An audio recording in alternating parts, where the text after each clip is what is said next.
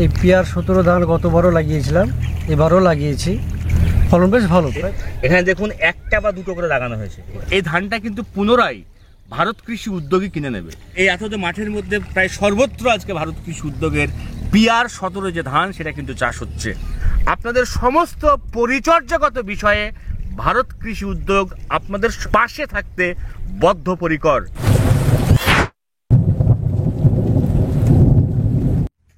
নমস্কার, ভারত কৃষি উদ্যোগের পক্ষ থেকে আপনাদের সবাইকে জানাই সবুজ অভিনন্দন। আশা করি সবাই ভালো আছেন, সুস্থ আছেন।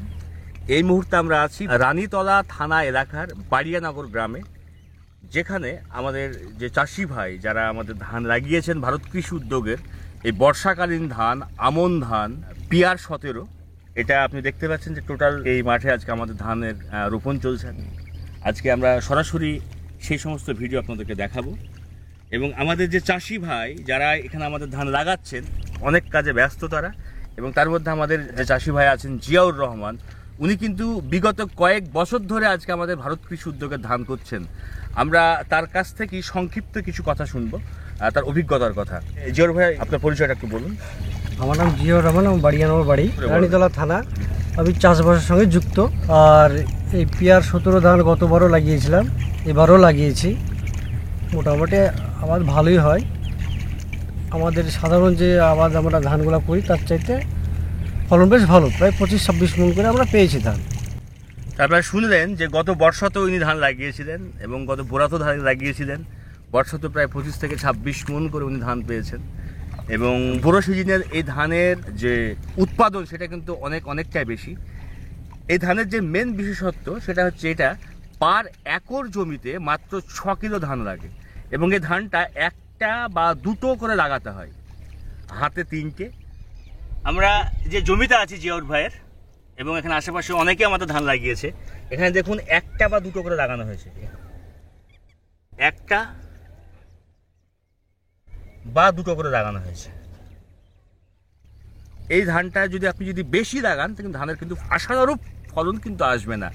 এর ফলে যখনই আমরা আমন বা বর্ষাকালীন এবং বিশেষ করে উন্নত জাত, হাইব্রিড জাত, আমাদের জাতের নাম হচ্ছে পিয়ার 17, এটা পাঞ্জাবের একটা বিখ্যাত জাত।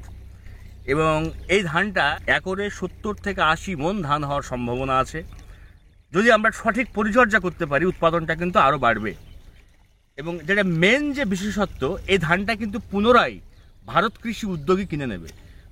পর্যাপ্ত যে ন্যায্য মূল্য ভারত সরকারের বা পশ্চিমবঙ্গ সরকারের যে ন্যায্য মূল্য, সেই ন্যায্য মূল্য দিয়েই নগদ টাকাতে ভারত কৃষি উদ্যোগ কিন্তু ধান কিনে নেবে। এই বছর আমাদের সঙ্গে কয়েক হাজার চাষি এই ধান চাষ করছেন। তার মধ্যে আজ থেকে আমরা এর ভিডিও শুরু করেছি। আমরা বিভিন্ন কাজে ব্যস্ত ছিলাম, বিভিন্ন রকম সিডস থেকে শুরু করে ফার্মার্স মিটিং, সিড ডিস্ট্রিবিউশন এবং বিভিন্ন রকম ট্রেনিং, চাষিদের প্রশিক্ষণ ইত্যাদি কাজে আমরা ব্যস্ত ছিলাম। এই কারণে আমরা দীর্ঘদিন ভিডিও বানাতে পারিনি। আজ থেকে আমরা সেই ভিডিওর কাজ পুনরায় শুরু করেছি। আপনারা দেখছেন যে সমস্ত ভাইয়েরা আমাদের ধান লাগিয়েছে তারাও কিন্তু এখানে আজকে মজুদ। এই সমস্ত ভাইরাই আমাদের ভারত কৃষি উদ্যোগের ধান লাগাচ্ছেন। এবং এই এত মাঠের মধ্যে প্রায় সর্বত্র আজকে ভারত কৃষি উদ্যোগের পিয়ার 17 যে ধান সেটা কিন্তু চাষ হচ্ছে। আমরা আগামী দিনে আপনাদেরকে এই ধানের ফলন, পরিকাঠামো, পরিচর্যাগত বিষয়ক আলোচনা থেকে শুরু করে বিভিন্ন বিষয় নিয়ে আমরা আলোচনা করব। আজকে যে সমস্ত বাজারঘাটে আমরা যাচ্ছি বা আমাদের যে সমস্ত লোকাল দোকানে আমরা যাচ্ছি, সেখানে না আছে কোনো সার্টিফাইড বীজ, না আছে উন্নত সিআইবি রেজিস্টার্ড ভালো বীজ। আজকে চাষি ভাইদের যে কথা আমরা শুনছিলাম এখানে, যে আমাদের এখানে ভালো বিষও নেই, ভালো বীজও নেই, ভালো সারও নেই। তো আমি বলবো না যে ভালো কিছুই নেই, সেটা বলবো না, অনেক কিছু ভালো আছে। তার মধ্যেও যারা লোভী দোকানদার তারা কিন্তু চাষিকে বিভিন্ন রকম নিম্ন কোয়ালিটির ইনসেকটিসাইড বা পেস্টিসাইড বা ফাঙ্গিসাইড দিয়ে দিন দিন প্রতারণা করছে।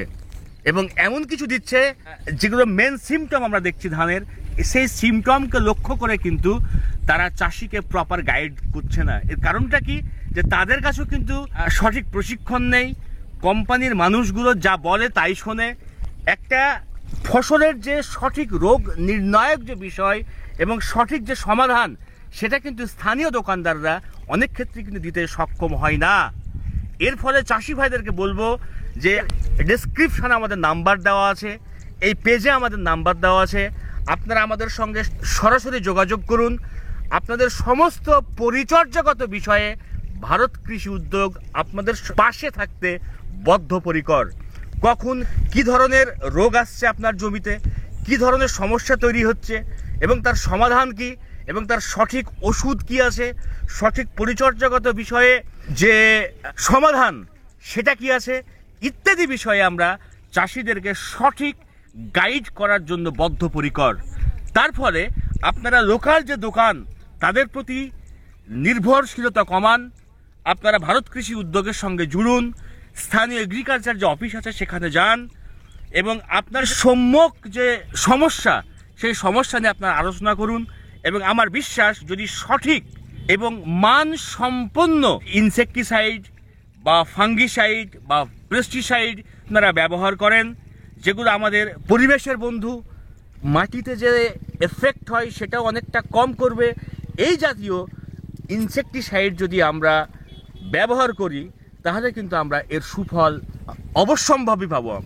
এর ফলে চাষি ভাইরা সরাসরি আপনারা আমাদের যে পেজ, সেই পেজে আমাদের নাম্বার দেওয়া আছে, আপনারা আমাদের সঙ্গে যোগাযোগ করুন। এবং এই ভিডিওর মধ্য দিয়ে আমরা আরও বার্তা দিতে চাইছি যে পশ্চিমবঙ্গ তথা ভারতবর্ষে কিন্তু আজকে লক্ষ লক্ষ হেক্টর জমিতে ধান চাষ হচ্ছে এবং আজকে যে উৎপাদন হওয়ার কথা সেই উৎপাদন থেকে কিন্তু চাষি ভাইয়েরা অনেকটাই পিছিয়ে আছে। এর একটা বড় কারণ কি, যেমন এই বছর আমাদের পর্যাপ্ত বৃষ্টি নেই, বিশেষ করে পশ্চিমবঙ্গে আমাদের বেশ কিছু জেলাতে পর্যাপ্ত বৃষ্টি নেই। দ্বিতীয় কথা হচ্ছে, আমরা ধান লাগাবার যে সময়সীমা থেকে শুরু করে যে সমস্ত সমস্যার সম্মুখীন হচ্ছি তার কোনো সুরাহা নেই, ইত্যাদি কারণে কিন্তু আমাদের উৎপাদন দিন দিন পিছিয়ে যাচ্ছে। সেই জায়গাতে আজকে ভারত কৃষি উদ্যোগ বদ্ধপরিকর আপনার আবাদ সংক্রান্ত সমস্ত বিষয়ের উপরে আপনাকে সঠিক ধারণা দেওয়া, সঠিক সমাধান দেওয়া এবং তার সঙ্গে সঙ্গে আপনার উৎপাদন কিভাবে সমৃদ্ধশালী হয় সেই বিষয়টাকে সম্পূর্ণভাবে ব্যবস্থা করা। তো চলুন আমরা ভারত কৃষি উদ্যোগের সঙ্গে থাকি। আপনাদের প্রত্যেক চাষিকে ধন্যবাদ, প্রত্যেক শুভাকাঙ্ক্ষীকে ধন্যবাদ যারা ভারত কৃষি উদ্যোগের সঙ্গে আছেন। আজকে হাজার হাজার চাষি ভারত কৃষি উদ্যোগের সঙ্গে চাষ করছেন। Let's commit to feed the world.